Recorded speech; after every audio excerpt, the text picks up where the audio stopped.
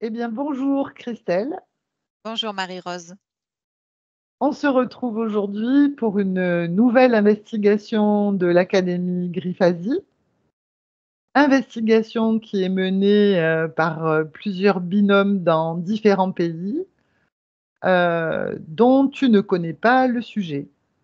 Non, je ne connais pas le sujet, je te le confirme.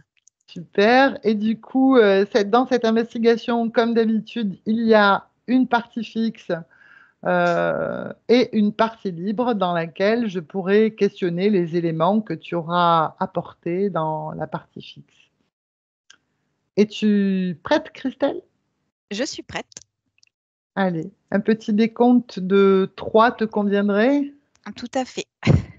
Alors on y va. Installe-toi confortablement. Prends une profonde inspiration. Et à l'expiration, Christelle, tu relâches toutes les tensions dans le corps et tu vides ton esprit. Je t'accompagne avec un décompte de 3 à 1. 3.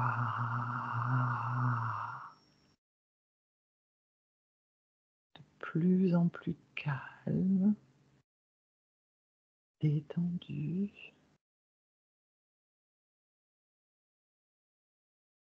2.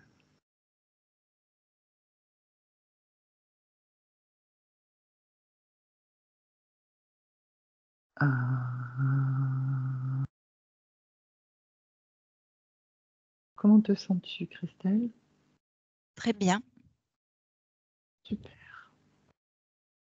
Donc pendant que je compte de 1 à 3, connecte-toi au terme zodiaque et dis-moi ce que tu visualises ou perçois.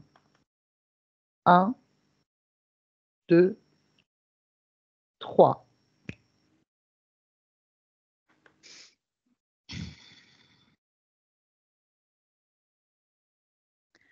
Alors, il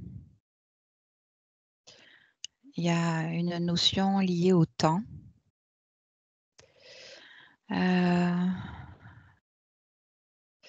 Je vois des constellations Mmh. aussi. Alors, d'abord la notion liée au temps terrestre. Et ensuite, je relie le terme à des constellations aussi. OK.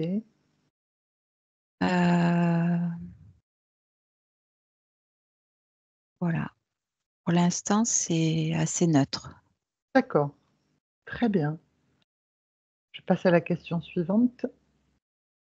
Le zodiaque est décrit comme une étendue de la sphère céleste de rayons arbitraires, sur la surface de laquelle sont projetées les étoiles. Quelles informations ésotériques peut-on recueillir à propos de cette description? As-tu Est-ce que besoin Oui, répète que je s'il te répète? plaît. OK. Le zodiaque est décrit comme une étendue de la sphère céleste de rayons arbitraires sur la surface de laquelle sont projetées les étoiles. Quelles informations ésotériques peut-on recueillir à propos de cette description? Alors, de ce que je perçois, c'est que ça influe le champ énergétique en fonction de là où on regarde sur ces endroits du Ouais, zodiaque. ouais. Ouais. Cette projection, elle est orientée. Tu peux préciser?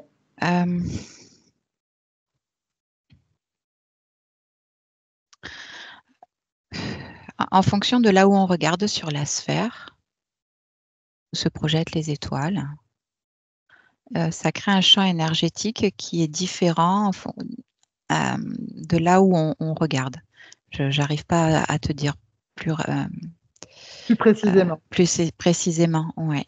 On y reviendra tout à l'heure. Ouais. D'autres informations? Ou pas? Est-ce que tu peux me répéter une 3e fois, s'il te Bien plaît? sûr. Le zodiaque est décrit comme une étendue de la sphère céleste de rayons arbitraires sur la surface de laquelle sont projetées les étoiles. Quelles informations ésotériques peut-on recueillir à propos de cette description? Ouais, c'est ça, c'est en termes d'énergie, je vois des énergies différentes en fonction De là où on regarde. de la projection, et en fonction des étoiles aussi, Mmh. et de la forme qu'elles prennent, sur cette sphère. OK. OK, très bien, intéressant. Question suivante. Observe la naissance du zodiaque et la raison de sa création.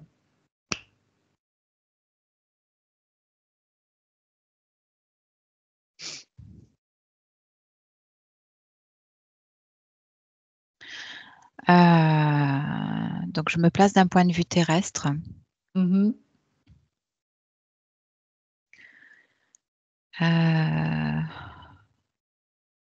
Alors c'est quelque chose de très ancien, par rapport au temps terrestre. Donc c'est ce que je voyais au départ, c'est-à-dire qu'il y a une notion de mesure de temps. Mmh. Hem, la façon d'observer, la projection de ces étoiles, et de leur formation, en fonction de ce qui se passe sur, Terre, en fait, hein, en fonction des saisons notamment. Mmh. C'était d'abord un point de repère et ensuite,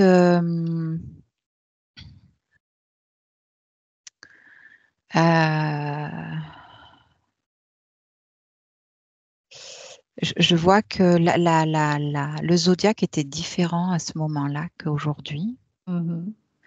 parce que justement ces étoiles, ne sont pas figées. Je vois qu'il y en avait beaucoup plus avant. Mmh.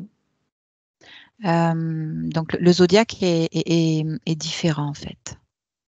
La Il est raison de sa mouvant. création. Pardon, oui, la raison. L'influence de ces formations d'étoiles sur, le plan terrestre. OK. Capter des énergies différentes. Tu dis Je l'influence vois une de ouais, ces qu'est-ce que tu as dit? L'influence de ces de ces formations d'étoiles ces sur, sur le plan terrestre. sur le plan terrestre. Ouais, il y a des champs énergétiques différents en fonction des constellations qui Mmh. forment le zodiaque. C'est ce que je percevais tout à l'heure, en fait, c'est en fonction du temps ou de l'endroit où on regarde, où on perçoit ces constellations, sur le plan terrestre, le champ énergétique est différent. Très bien, très Donc intéressant. c'est pour capter, capter une forme d'énergie, en fonction de l'endroit où on est. Mmh. Très bien. Question suivante. Existe-t-il un lien entre le zodiaque, les constellations et les signes du zodiaque? Dis-moi tout ce que tu vois à ce sujet.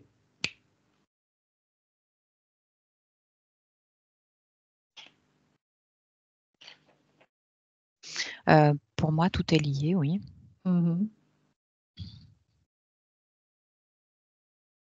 Tout est lié. Entre le zodiaque, les Les constellations et les signes. constellations et oui, oui, oui. Alors j'ai comme info que, les constellations sont comme hem, le support visible, Mmh. du zodiaque et les signes des symboles sur ce support-là. Et les signes des symboles, c'est ça? Ouais, des symboles attribués à la Signe. forme énergétique captée sur ces constellations qui en constituent le support. Je ne sais pas si je suis claire. C'est très clair. C'est très Ok. clair. On explorera plus avant tout à l'heure. Ok. Comment tu te sens, Christelle? J'ai une sensation de comme si j'étais sur un tourniquet. Pourquoi? Observe cette Ouais, c'est sensation. parce qu'en fait, je vois finalement tous ces symboles Tourner. tourner, voilà, autour de moi là. Hmm. Je les vois tourner.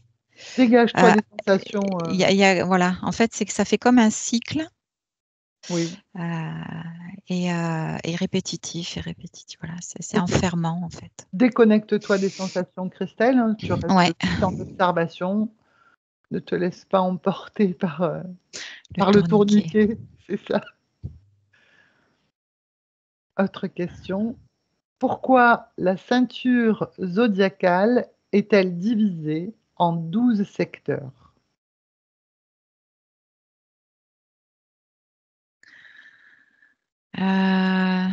Tu vois, tu parles de ceinture, c'est ce que je voyais. Alors, 12 secteurs, il y en avait 13 avant. C'est là où je te disais Mmh. qu'en fait, il y avait il y en avait plus avant.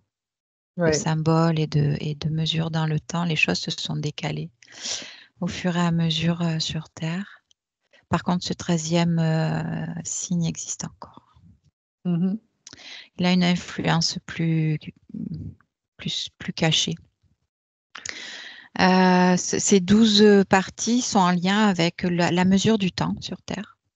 Mmh. Clairement, je vois la ligne de l'année collée à, à cette ceinture zodiacale, en fait. Vraiment, il y a une correspondance.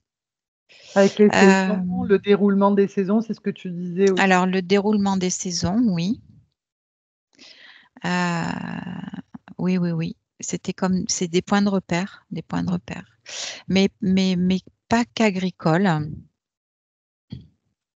On parle de saison, il me vient l'agriculture, mais pas que.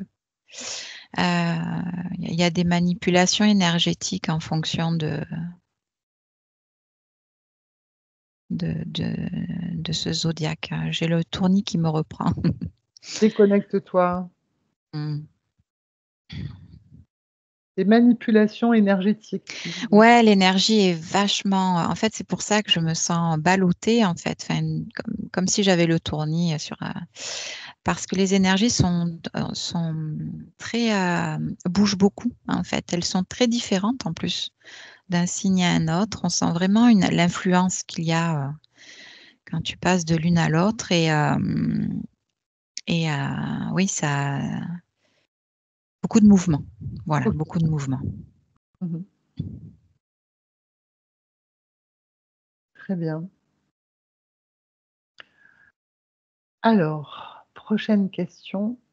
Ophiuchus, pas facile à prononcer, est une constellation du zodiaque. Cherche pourquoi elle n'a pas été retenue pour réduire le nombre de signes du zodiaque à 12.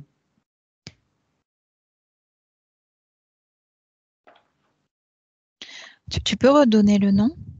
Ophiuchus, pas facile, hein. Ophiuchus. Ophiuchus.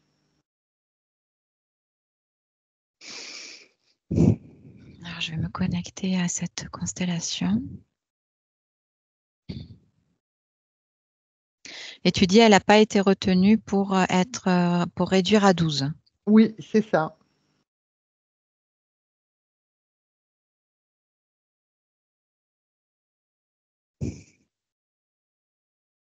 Je sens une énergie assez lourde dans cette constellation, Mmh.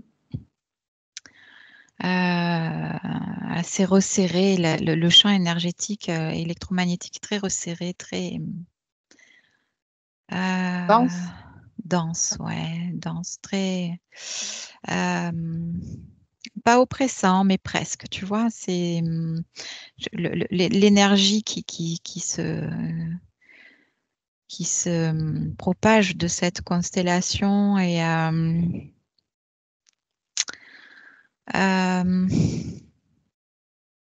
je dirais une polarité négative, quelque chose de délétère, tu vois. Donc pourquoi elle n'a pas été retenue? Sur Terre, sur Terre.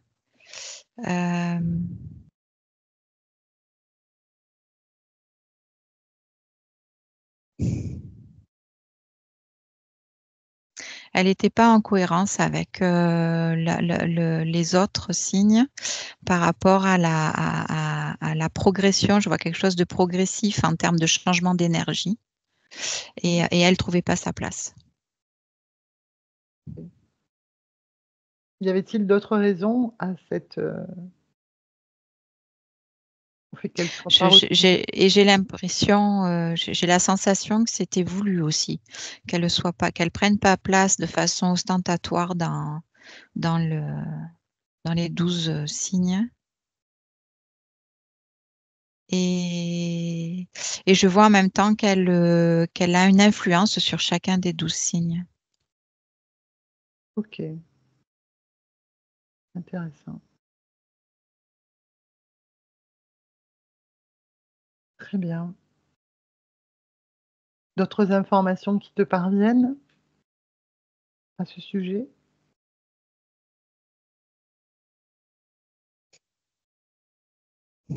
Non, comme ça, rien de précis. Très bien. Dernière question, maintenant Christelle observe et compare le zodiaque occidental avec le zodiaque chinois Ouais. et dis-moi quelles sont les informations que tu reçois?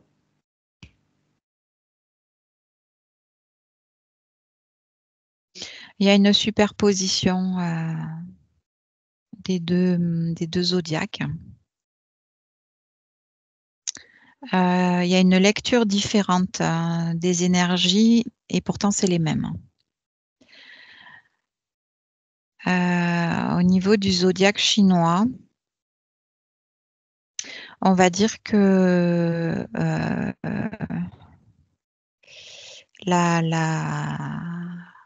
l'influence ah oui, c'est,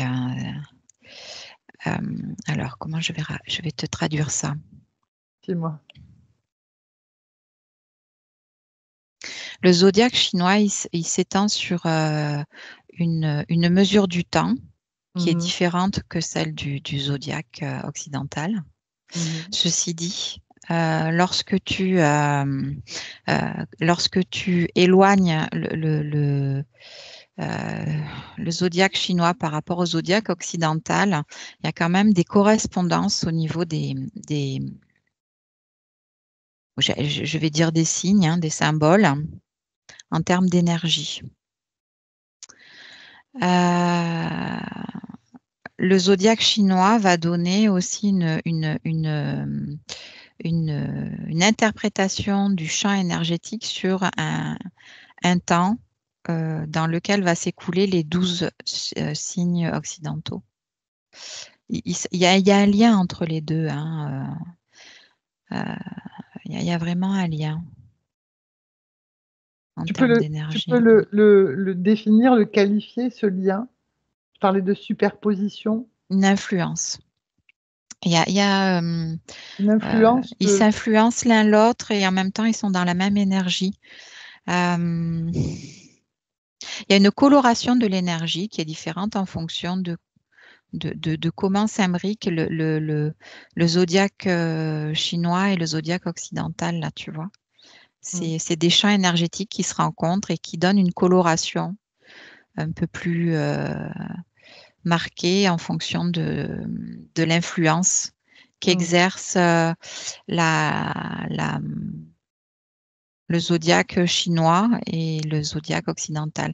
Mais c'est que des informations liées au champ énergétique, hein, en place, en fait. C'est une vision différente de là où on se place par rapport à la sphère terrestre, à la Terre, mais en même temps, ça se superpose en fait. Ok, très bien. Comment te sens-tu, Christelle? Ça va, ça tourne plus. Tant mieux. On va maintenant passer à la partie libre. Et ben, je voudrais revenir sur cette constellation du zodiaque, là, Ophiuchus. Oui, Ophiuchus. Ouais, dont tu parlais en disant que c'était une énergie lourde. Est-ce que tu peux apporter? Et donc, elle n'était pas en cohérence, ce que tu disais qui était très intéressant, elle n'était pas en cohérence avec les autres signes et elle influence chacun des 12 signes. C'est ce que tu disais. Ouais, en fait, elle n'était pas en cohérence dans la progressivité du changement énergétique en place en fonction du passage d'une constellation à une autre. Et il y avait besoin de cohérence dans la mise en place de ce zodiaque par Pourquoi il rapport y avait à... besoin? pour que le passage d'une énergie à l'autre soit progressive et pas trop Ok, brutal. ok. Moi, ce que je ressens dans cette constellation, c'est quelque chose quand même d'acéré, de... comment dire, ça n'avait pas sa place au milieu du zodiaque, en fait, à l'endroit où... Alors moi, je la vois plutôt vers la fin, en fait, Mhm. de cette partie du zodiaque occidentale. Et au niveau des constellations, je la vois beaucoup en retrait, en fait. Et en ça, je perçois qu'elle influence chacun des signes. De quel Je dirais type même d'influence? Ouais, c'est presque la part d'ombre de chacun des signes ok. de cette énergie. Je vois comme un serpent en fait, hein, entouré autour de cette constellation. Je vois quelque chose de très pernicieux, de quelque chose qui vient énergétiquement soulever euh,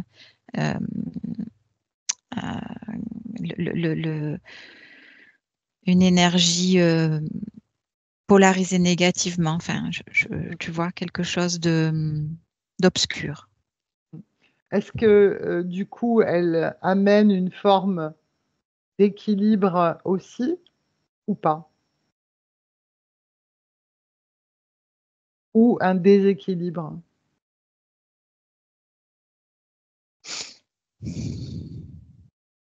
Je dirais que ça dépend sur quel signe Ok. il va venir mettre son influence. Sur certains signes, ça va venir déséquilibrer. Sur d'autres, ça va venir équilibrer. Parce Tu que peux. l'équilibre va venir du fait que euh,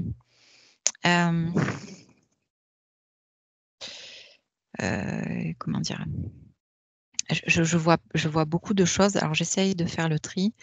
Alors, sur les signes où elle va venir se mettre en équilibre, ce sont des signes qui vont être plutôt dans le calme, l'inertie, tu vois, des signes qui vont avoir une énergie, une période de l'année où l'énergie va être plutôt enterrée, apaisée, enfin quelque chose de très enfoui, stagnant. Tu vois, elle va venir, l'énergie de cette constellation va venir maintenir quelque chose de l'ordre du mouvement Ok. dans ces signes-là. Voilà. Et dans Et le quand ouais, parle-moi du déséquilibre. Et le déséquilibre va être dans les signes où il y a déjà un mouvement assez Intense, important. intense. Elle va venir parfois amener de l'excessivité. Je ne sais pas si ce mot il existe, mais enfin, Oui, voilà, oui. dans ce qui va se passer à ce moment-là. Et c'est pas tout le temps en fait, hein, parce qu'il y a d'autres choses qui rentrent en jeu au niveau de son influence. Je vois aussi la position d'autres planètes en fait. Euh, le champ énergétique est variant en fonction d'autres influences aussi. Et du coup, ça vient orienter et l'intensité de l'influence de cette constellation sur les différentes périodes du zodiaque. Ok. Déconnecte-toi de ces informations. Dis-moi comment tu te sens. Ça va. Ça va? Tu n'es Ouais. plus dans le tourniquet? Non, non, non, c'est bon. J'ai pris de la hauteur. Tu parlais également donc des champs énergétiques différents et progressifs, hein, c'est ce que tu disais là. Il y a une forme de progressivité dans les champs énergétiques. Est-ce que c'est une progression fluide? Et peux-tu faire une lecture, du coup, de ces champs énergétiques? Qu'est-ce que ça vient dire, en fait? De quoi sont-ils faits? Comment on peut identifier ces champs énergétiques en termes de fréquence? Si tu as l'information. Oui, oui, oui. Alors, je vais essayer d'être la plus précise possible. Chaque période du zodiaque correspond effectivement à une fréquence différente, mais qui se contaminent l'une l'autre. C'est pour ça que le passage est progressif. Je vois des choses, des champs énergétiques et fréquentiels qui se chevauchent, tu vois. Et au fil du passage de l'orientation de la Terre, le passage d'une fréquence à l'autre est progressif. C'est en ça que je vois que c'est progressif. Dans ces fréquences, j'ai je te disais le mouvement ou le calme, l'inertie, l'impulsion de vie. J'ai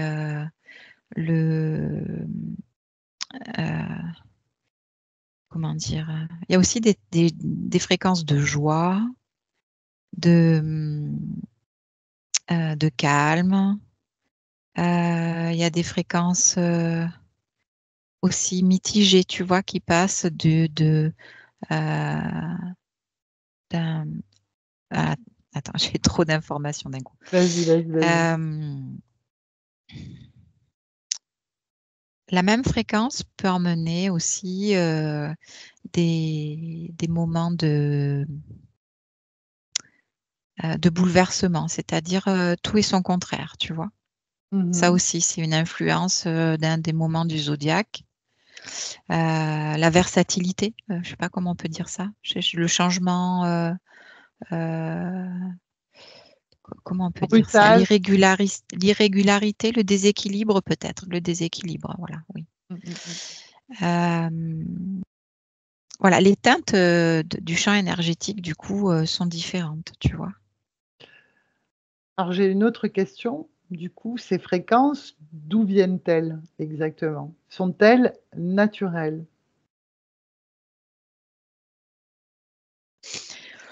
Alors, elles sont naturelles à la base, mais elles sont utilisées dès qu'elles franchissent l'atmosphère terrestre. Je vois une grille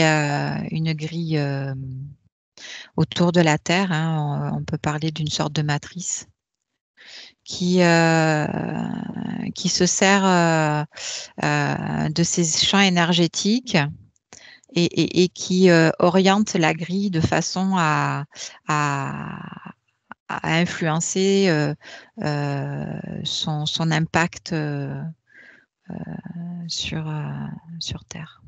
Et et et et du coup, c'est quel type d'influence? Alors déjà, avant de poser cette question, je voudrais savoir, donc tu dis que c'est naturel et que c'est, en gros, Au départ, dans le champ cosmique, ce sont des fréquences naturelles. C'est c'est ce que des fréquences naturelles qui sont, comment dire, qui se regroupent à un moment donné en fonction de l'orientation, de l'alignement de certaines étoiles.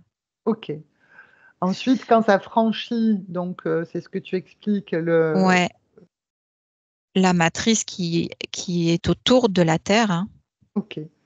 Et donc, dans quelle intention elles sont, alors du coup, j'ai envie de dire déformées, corrompues, comment on pourrait dire? Alors, ça dépend de beaucoup de choses et de la situation. Euh, Par exemple, si ce champ énergétique traverse un égrégore Mhm.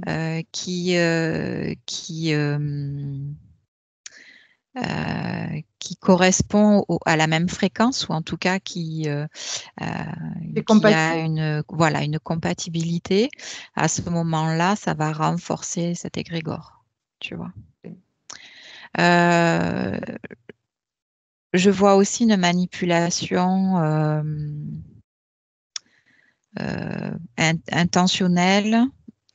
Là, on va dire que ce serait en fonction de ce qui match. Hein, ça fait comme quelque chose de magnétique hein, au niveau de l'égrégore et des formes pensées. Par contre, je vois aussi quelque chose de manipulé à partir d'entités qui connaissent très bien la manipulation de certaines fréquences générées par les constellations et qui se servent des croyances autour du zodiaque sur Terre pour ou pas d'ailleurs. Je vois aussi que c'est pas du tout lié. Ça peut ne pas être lié. Hein. Et donc, ils vont Mm. s'en servir dans quel objectif? Comment ils vont corrompre ou détourner les fréquences à leur avantage, j'ai envie de dire. Pour augmenter certaines fréquences qui leur servent, comme je te parlais tout à l'heure de déséquilibre et de perturbation, de versatilité au niveau du champ énergétique, tu vois. Ils vont s'en servir pour amener du fractionnement, de la confusion. Ils vont se servir aussi de cette constellation cachée pour augmenter certaines fréquences à un certain moment donné. Les fréquences Euh, basses, j'imagine, du coup. oui, tout à fait. Tout à fait. Euh, euh, j'ai un lien avec la météo et l'atmosphère Mhm. qui se fait et je sens comme c'est déstabilisé, tu vois, et une oppression, quelque chose qui surprend parce que parce que la population n'a pas l'habitude Donc, ça va créer de une forme l'atmosphère. de choc. Voilà, de choc, ouais, de choc. Et la météo, pour quelle raison, du coup? Il y a une possibilité de manipuler la météo avec ces fréquences? Ouais, il y a un lien en tout cas de ce que je perçois. Oui, en tout cas, oui. Autre question, tu parlais donc des croyances par rapport au zodiaque, en fait, hein, à ce qu'on appellerait l'astrologie, c'est ça? Oui, Hem, donc ces fréquences qui arrivent sur le champ terrestre, qui peuvent être, manipulées, corrompues, comment les êtres humains sont-ils plus ou moins, heu, réceptifs à ces fréquences? Est-ce que c'est de l'ordre de la croyance ou pas? non. Alors, il y a plusieurs choses. Euh, Lorsque une conscience s'incarne à un endroit donné de la planète, elle subit l'influence des champs énergétiques ambiants. Mmh. Euh, et ça peaufine, ça vient peaufiner le tempérament sur le plan physique hein, de la personne. Euh, c'est- C'était ce qu'avaient constaté les personnes qui ont mis en place le zodiaque, enfin en tout cas qui l'ont identifié, et ils se sont aperçus que effectivement il y avait une influence sur le caractère, on va dire comme ça, hein, des des êtres humains. Ensuite, il y a eu une croyance qui s'est superposée à ça, dans le sens où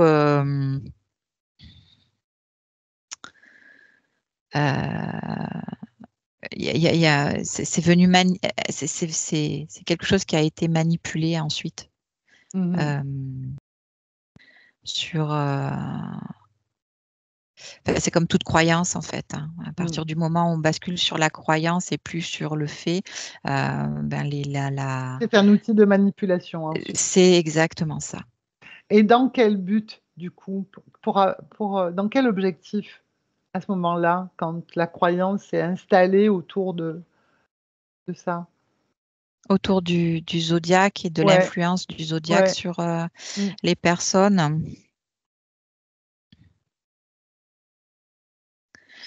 Euh, j'ai le terme appartenance en fait.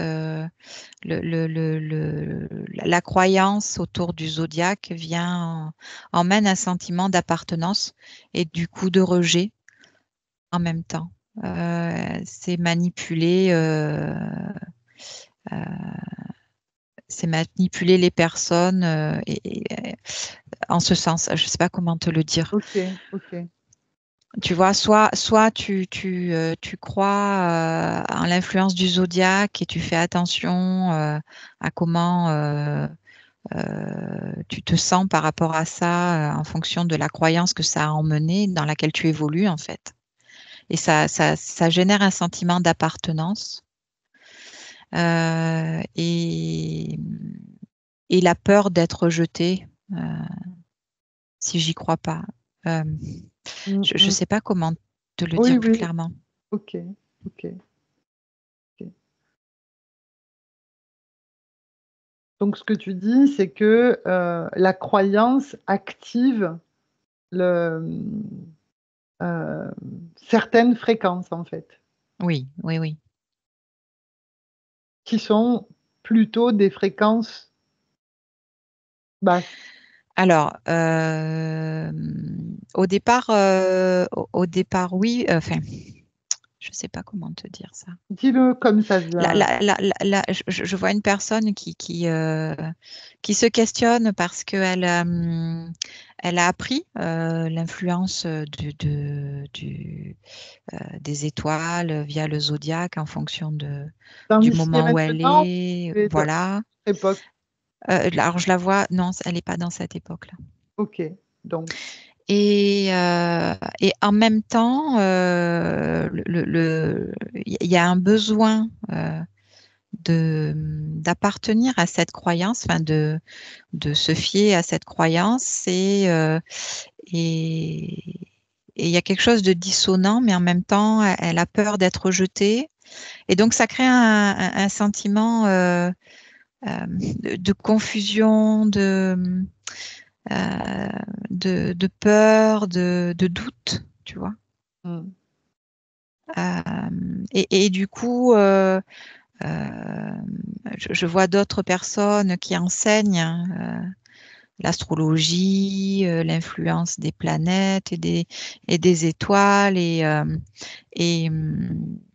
et du coup, cette personne-là, euh, elle a peur en fait. Elle a peur de pas comprendre et de pas appartenir à, à ce groupe-là, tu vois. y a-t-il une dans cet intérêt, en tout cas, pour, les influences, de ces étoiles, ces constellations au sein du zodiaque, pour les personnes, y a-t-il, une forme d'illusion dans la connaissance de soi-même? Bien sûr. Mmh. Le fait de croire au zodiaque, ça oriente la personne sur une façon d'être. Mm. Mmh. Oui, oui, oui. Et Et du ça coup, ça l'emmène dans quelque chose de dissonant. Voilà, c'est ça, c'est le mot que je cherchais, la dissonance. mmh. Mmh mh. Euh, Parce que dans le physique, ça se résume pas à ça, en fait, en termes d'influence. Et ça met de côté ça peut, si la croyance est forte, mettre de côté l'être profond qu'est la personne, ça, et le déconnecter de sa conscience. Ouais. Et la maintenir dans l'illusion qu'ici, il faut être comme ça parce que c'est comme ça qu'il a été formaté, en tout cas dans ce champ énergétique-là. Il y a une influence, mais elle ne fait pas tout, en fait. S'identifier donc à un signe zodiacal est une forme aussi de manipulation, ou est-ce que ça a du sens? Si on revient à ce que tu disais sur cette progression de fréquence, est-ce que ça a du sens? Est-ce que ça donne des indications, autour de la personnalité, du caractère, de ce que tu disais au moment de l'incarnation, pardon. De ce que je perçois, c'est que c'est un phénomène qu'on pourrait dire naturel au départ, en fait, tu vois. Mais ça a été bien évidemment manipulé jusqu'à devenir un outil, tu vois, un outil, un support de manipulation, bien sûr. Bien sûr, et du coup, ça emmène des croyances. Moi, je vois beaucoup de liens avec le New Age. Dis-moi. Beaucoup de liens avec le New Age, avec, tu vois, je vois des oracles, hein, des cartes, hein, je vois, oui, c'est un outil. C'est un outil pour, au départ, de développement personnel, mais qui happe la personne dans des choses plus dures après, dans des croyances plus dures, tu vois. C'est quoi les croyances plus dures? Dans des choses très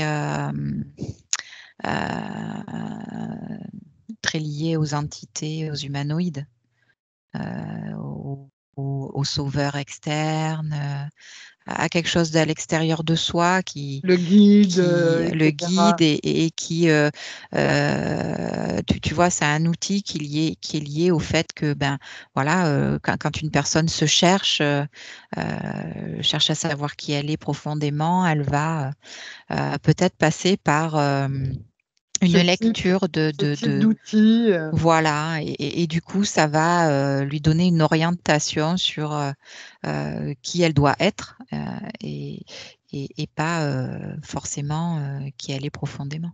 Ça ne la rapproche pas forcément de son essence. Pas forcément. Bien, Christelle, merci pour toutes ces informations. As-tu d'autres choses qui te parviennent sur ce thème ou est-ce que tu es prête à rentrer sinon? Non, je suis prête à rentrer. Bien.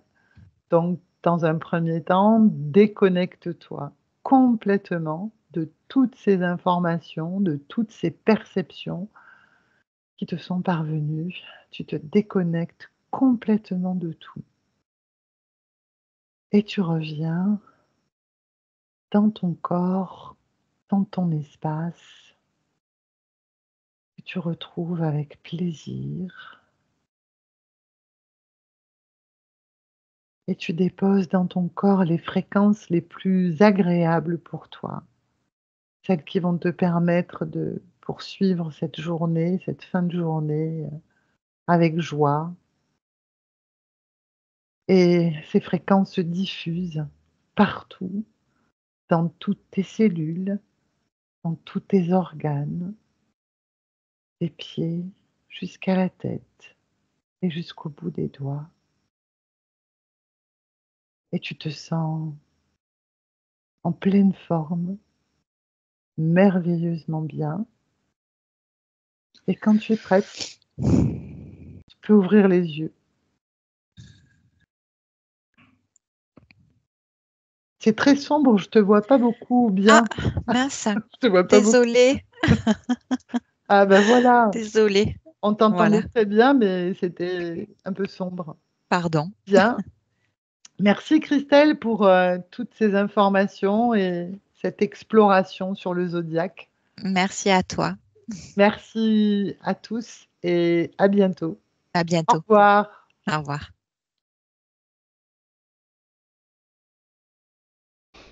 Benvenuto a questo nuovo video di Disclosures.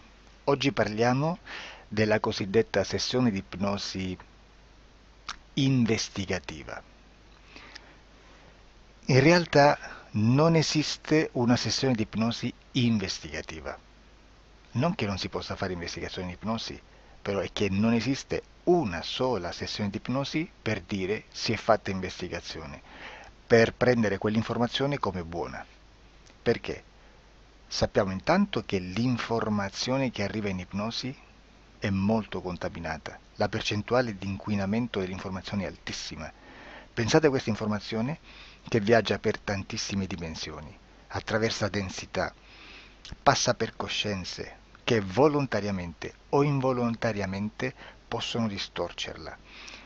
E poi arriva infine alla persona che sta in ipnosi, che ha una coscienza, ha una mente, ha un'esperienza e interpreta questa informazione secondo la sua struttura mentale, secondo le sue credenze, che per quanto si possa essere più o meno liberi mentalmente, liberi pensatori, sempre c'è una parte subliminale che interpreta in base all'educazione ricevuta, alla cultura e perché no, anche tutte le esperienze di esistenze passate che ancora lasciano un segno in noi. Per capirci, è come se dovessimo parlare con un'altra persona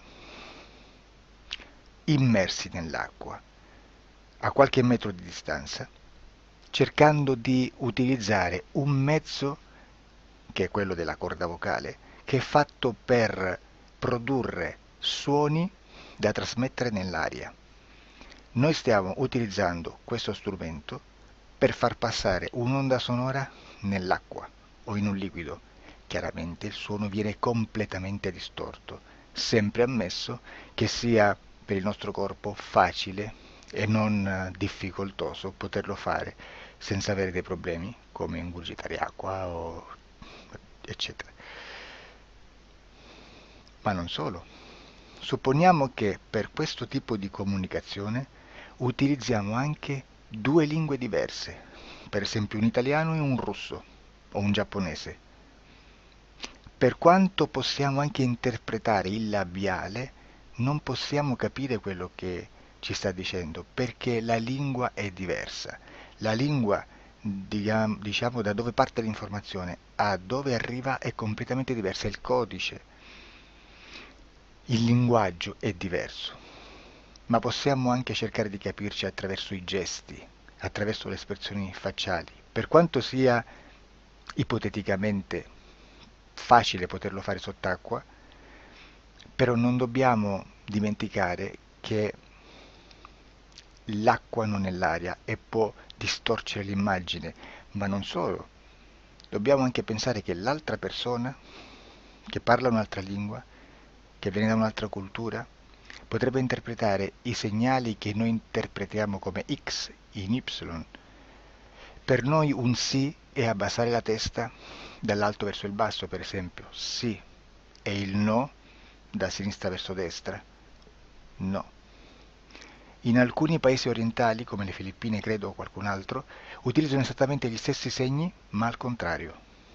No, sì. Immaginate due persone di queste due culture che stanno cercando di comunicare in maniera così difficoltosa e alla fine non gli rimane altro che interpretare il linguaggio corporale. Sì, che per l'altro invece no.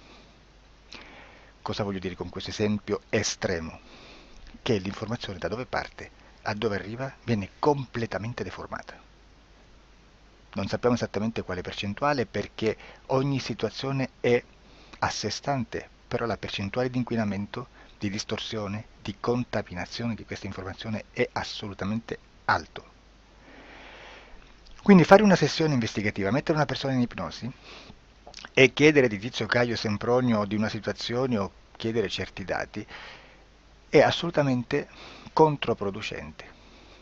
è assolutamente inutile. Quindi vi chiederete, cosa fate allora voi quando fate ipnosi, quando fate delle domande, quando cercate delle risposte e con queste informazioni che vi arrivano lavorate sulla situazione esoterica del cliente? Beh, non facciamo altro che recuperare questa informazione solamente per arrivare al problema del cliente e poi lavorarci. Quindi il valore dell'informazione non è quello di un'istruzione, quello di memorizzare dei dati e di prenderli per buoni, ma è un veicolo di movimento, di trasporto verso la causa del problema per poi lavorarci. Quindi lo scopo di questo tipo di informazione che si prende dalla singola sessione è completamente un altro. Come si fa quindi? Investigazione in ipnosi. Il lavoro non è semplice, il lavoro è lungo, difficoltoso, stancante. È necessario farlo anche in squadra perché bisogna moltiplicare il numero di sessioni da fare e una sola persona potrebbe farlo soltanto in un tempo estremamente largo.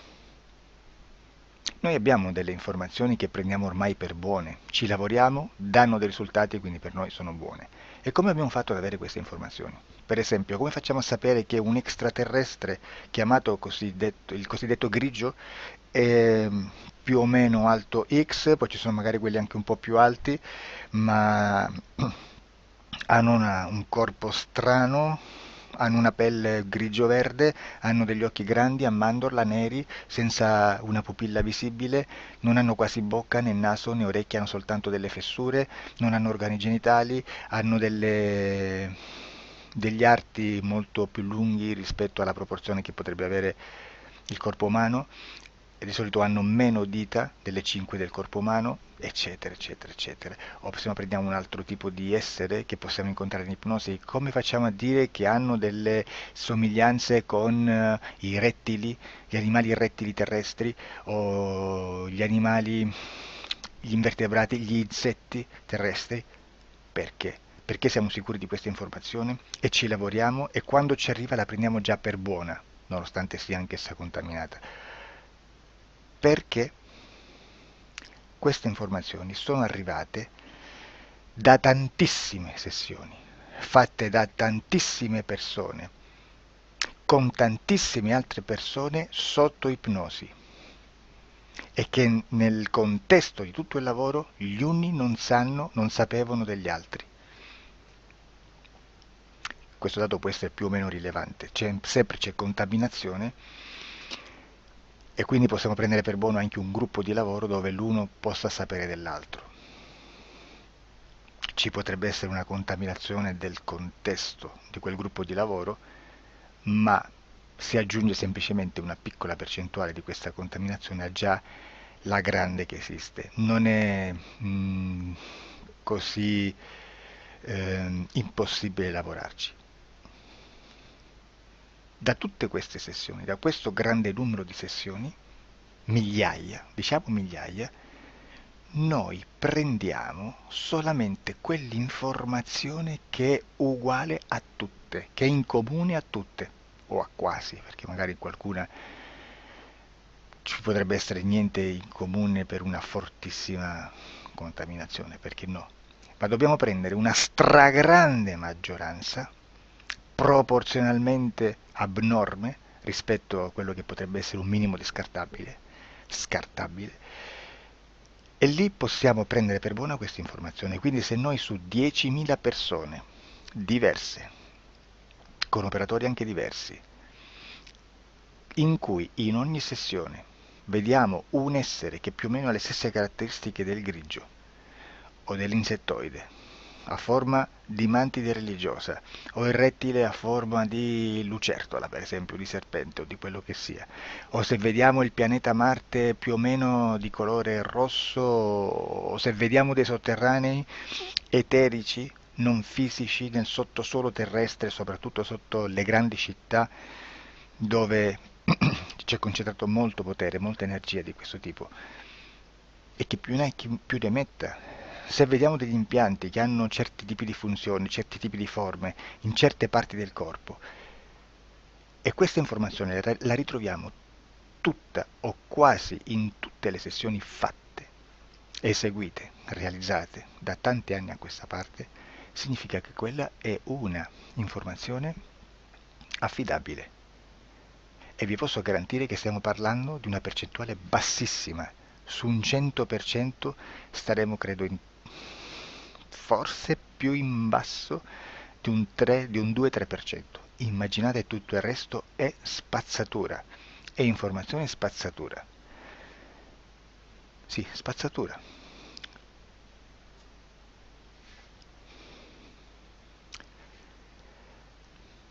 C'è anche un'altra cosa da dire.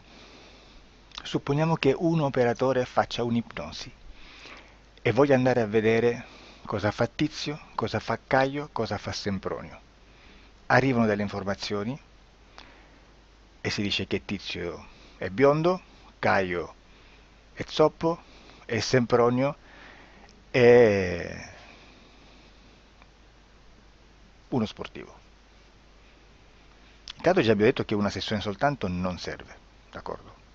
Ma poi c'è da dire che una coscienza, un essere, in ambiente subliminale, la sua parte subliminale potrebbe non dare autorizzazione a questa fuoriuscita di informazioni. Mi potreste dire, e allora tu quando chiedi agli esseri cosa fanno, cosa non fanno?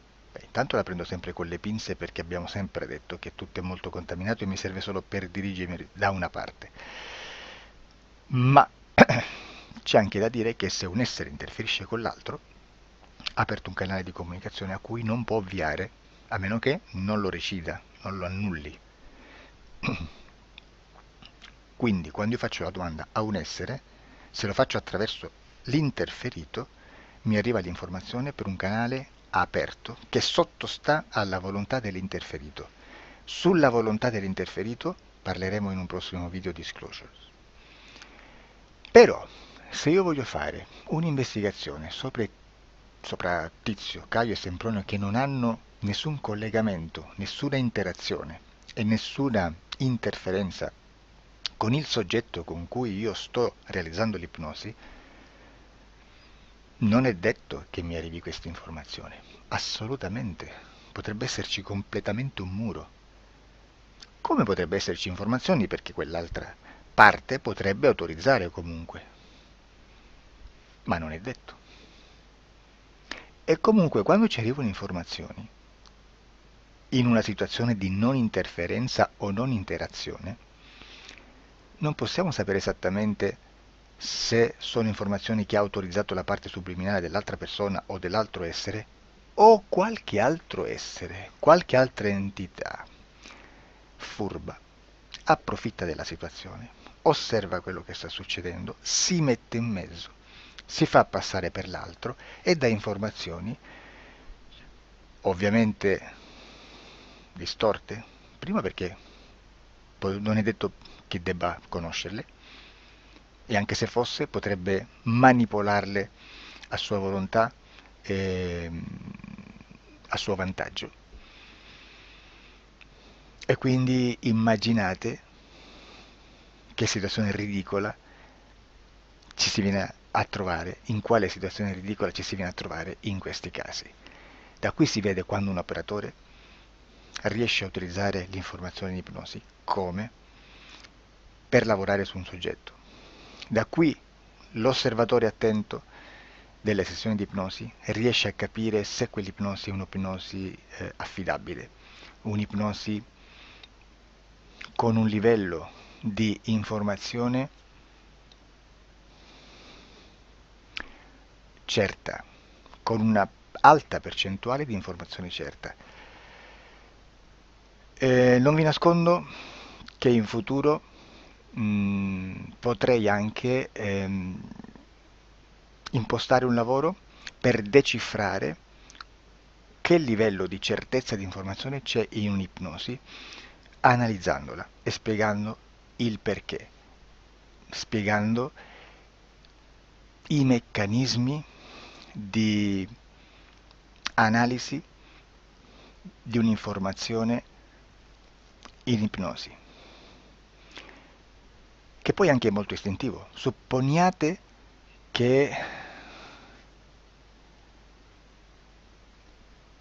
che dobbiamo cercare un'informazione su internet, per esempio un fatto di cronaca.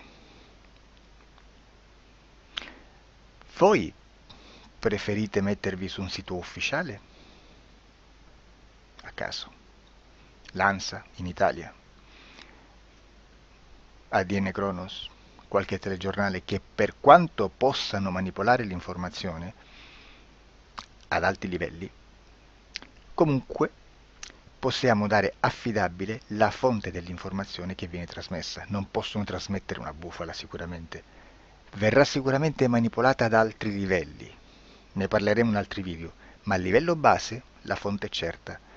Sicuramente non andrete a cercare questa informazione sul primo sito, il primo blog che vi passa davanti e magari ha 4 followers. Perché? Perché non vi dà nessuna garanzia della certezza della fonte. Non c'è un controllo né nella struttura interna di questa agenzia di informazione e né dal grande pubblico, che per la quantità di persone che attingono quell'informazione si può dedurre se l'informazione è certa o meno, perché è un'informazione che passa in un pubblico così vasto che se ci dovesse essere una distorsione con la realtà è molto probabile che venga fuori. Credo che abbia detto quasi tutto sulle sessioni investigative. Prima di chiudere aggiungo che proprio per questo stiamo conducendo dei cicli di investigazione in ipnosi regressiva che comprendono tante sessioni con persone diverse, con una buona o eccellente suscettibilità ipnotica sicuramente, per poter indagare su spazi ristretti su alcuni temi. Perché dico spazi ristretti? Perché se andiamo a prendere eventi grandi nel tempo, nello spazio, storici, parlare di qualcosa di molto generico implica una quantità di sessioni abnorme. Immaginate se dovessimo fare una sessione investigativa sui buchi neri, quanta informazione ci sarebbe e quante informazioni da filtrare. Sarebbe quasi impossibile farlo in questa maniera. Ma se noi riduciamo lo spazio di investigazione, se noi prendiamo per esempio, investighiamo sulla pedofilia nella Chiesa Cattolica, ecco, se già restringiamo il campo d'azione è molto più facile che possiamo attingere informazioni affidabili, presuntamente affidabili, con un numero di sessioni sicuramente alte, ma ridotte rispetto ad altri tipi di sessioni molto più generiche, su temi molto più generici. Quindi per fare anche delle investigazioni su temi molto generici bisogna suddividerli in temi, in dettagli, per poi alla fine, quando tutta l'informazione è stata filtrata ed è stata dedotta l'informazione comune, si possono mettere insieme per cominciare a costruire il quadro, mettere insieme tutti i puzzles. Questo è il vero senso dell'informazione in ipnosi, quando si fa ipnosi investigativa. La sessione per risolvere una problematica, un problema, con una presunta origine esoterica di un cliente, di una persona, è un'altra cosa, sono altri metodi, altre tecniche e l'informazione si usa in un'altra maniera, ha un altro scopo. Grazie, ci vediamo al prossimo video. Disclosure.